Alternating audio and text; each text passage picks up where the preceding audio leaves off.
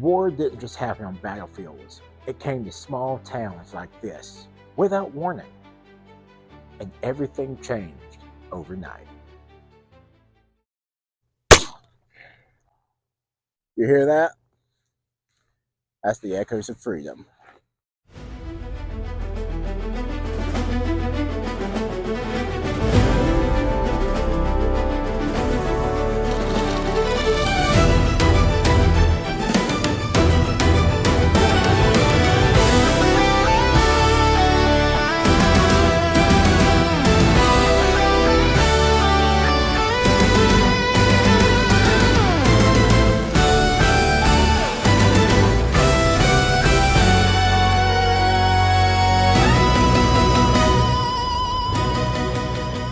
Historians, we're back again. We've got some more adventures coming for you. We're standing here in downtown Wilkesboro, North Carolina, at the plaque for Stoneman's Raid.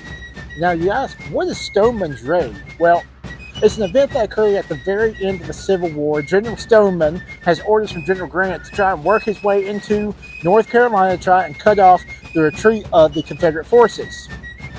And about this time, he's coming in. They know kind of the war is starting to come to a close, and it's actually going to be in March of 1865, so just a month, actually a couple of days before the Civil War ends. This plaque says that Stoneman's Raid, on a raid through western North Carolina, General Stoneman's U.S. cavalry occupied Wilkesboro March 29th of 1865. And the war will end on April the 9th of 1865, so just days before, about 2 weeks before the end of the Civil War, Stoneman's going to be right here, and he has orders from General Grant to work on this total warfare idea where he's coming into Wilkesboro. There's a lot of weapons and munitions here, and his orders are to burn everything of military value so the Confederacy cannot use them. By April of 1865, the Confederacy was collapsing. Lee would surrender Appomattox on April 9th. Sherman was pushing through the Carolinas, but here in western North Carolina, places like Wilkesboro, the war wasn't quite finished yet. And that's where General George Stoneman and his cavalry enters the picture. Stoneman's Raid was a fast-moving cavalry campaign. He actually comes in from Tennessee, comes through Boone down here to Wilkesboro on his way to Salisbury, North Carolina, where we're going to see the most of his action in April. But he's going to sweep through Wilkesboro here and destroy anything of military value. Stoneman had nearly 5,000 Union horsemen that rode with him here in western North Carolina with one clear objective: break anything that remained of the Confederate war effort. They weren't here to occupy towns long term. They were here to dismantle the Confederacy's ability to continue fighting. This included railroads, supply depots, factories, communication lines, bridges, you name it. Anything of military value was destroyed. And Wilkesboro, positioned in the Yadkin River Valley, surrounded by mountain passes and trade routes, sat directly in the path of General Stoneman. So imagine this town in March of 1865. Wilkesboro wasn't a massive city. It was a small but important backcountry community. Farmers, merchants, courthouse officials, just your local, everyday, run-of-the-mill people. Losing my notes. Here we go.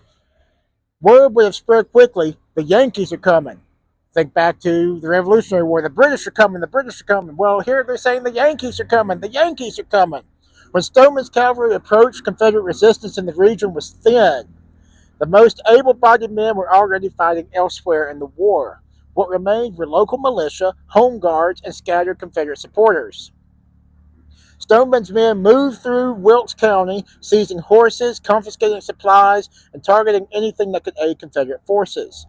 There was no grand battlefield here, no big battle here, no lines stretching across open fields, but there were small skirmishes, tense confrontations, and moments where rifle fire cracked along these hills.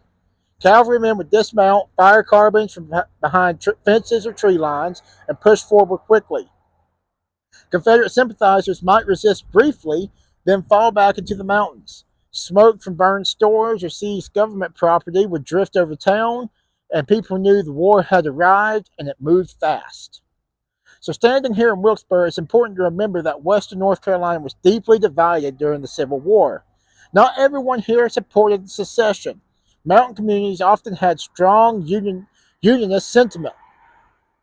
Some local men had resisted the Confederate conscription. Others fought proudly in gray uniforms. We actually have some right here. If you can kind of see the white building in behind, that is the old Wilkes County Courthouse. That is now the Wilkes Heritage Museum. And there's a couple of uniforms in there from the Wilkes Rangers, for example. The Wilkes Rangers will fight in the Battle of Gettysburg in the 7th North Carolina Infantry. There's some Union uniforms in there, but there's some Civil War history there, local here to Wilkes County. But again, not all of the people in this area supported secession, and they were for the Union. So when Stoneman's men arrived, reactions would have varied.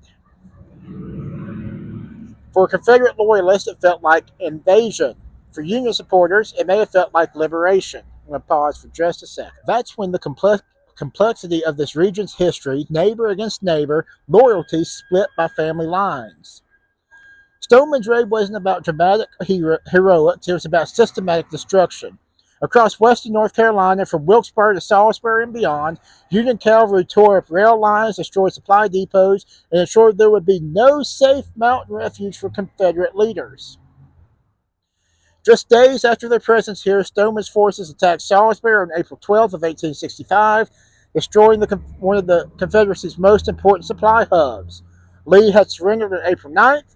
Lincoln would be assassinated on the 14th, and within weeks, Confederate General Joseph Johnston would surrender to Sherman in North Carolina over in Greensboro. The war in this state ended not with a last stand in the mountains, but with exhaustion. So, what might it have looked like here? Picture a brief clash along one of the roads leading into town. Union cavalry rides in, blue coats dusty from weeks in the saddle. A small Confederate militia unit takes position behind a fence or near a barn. Shots ring out. Sharp cracks from rifled muskets. Horses rear. Smoke curls through the spring air. The exchange lasts only minutes, and then it's over. The Confederates will then scatter into the woods, and the cavalry moves on. But what remains? Bullet scars in wood, burned out structures, stories passed down for generations. Not every fight made it into official records, but that doesn't mean it didn't happen. Think back to our episode we did at my family property where we talked about the war across two eras. That's family land, and there's a battle that took place there, a skirmish that took place there. It's not documented, but there's historical evidence. And that's one thing to remember. Echoes of freedom rings out all across the nation. It doesn't have to be documented for it to have happened. So why Wilkesboro matters? Wilkesboro reminds us, you're filming here in Wilkesboro, reminds us that history didn't just unfold in Richmond or Gettysburg. It unfolded in towns like this, on courthouse steps, along dirt roads, and family homes in valleys that still look peaceful today. We're going to pause for just a moment. Stoneman's raid was the final thunder rolling across North Carolina. It rolled right through this region, right down these streets, right down this road here behind me, right in front where the old courthouse stands today. A historian once wrote that Stoneman assured the war in western North Carolina ended not with a climactic battle, but with collapse. And standing here, it feels true. You can hear the echoes of freedom. You can hear the gunshots ringing out as they just swept through town. Very brief, very sudden, very quick, and it's over. Then silence. So the Civil War didn't just pass through Wilkesboro, it left its mark here. And we have a marker here dedicated to what happened here in Wilkesboro in 1865. The Civil War divided communities, it stripped supplies, it reminded everyone that even remote mountain towns were not beyond the reach of national conflict. And in March of 1865, when the cavalry rode through this valley, it signaled something profound. The war was over, the Confederacy was finished, and North Carolina was about to enter a new, uncertain chapter.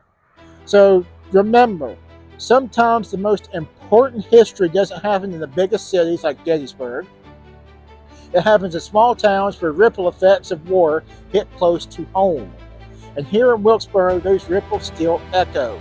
I'm Smith McNeill. I will see you all in the next adventure. Stay tuned. There is more to come in Echoes of Freedom. The past has so many stories to tell, and we're just getting started. If you're ready to uncover them with us, like, subscribe, and join the mission. You can follow along on all our socials via the link below.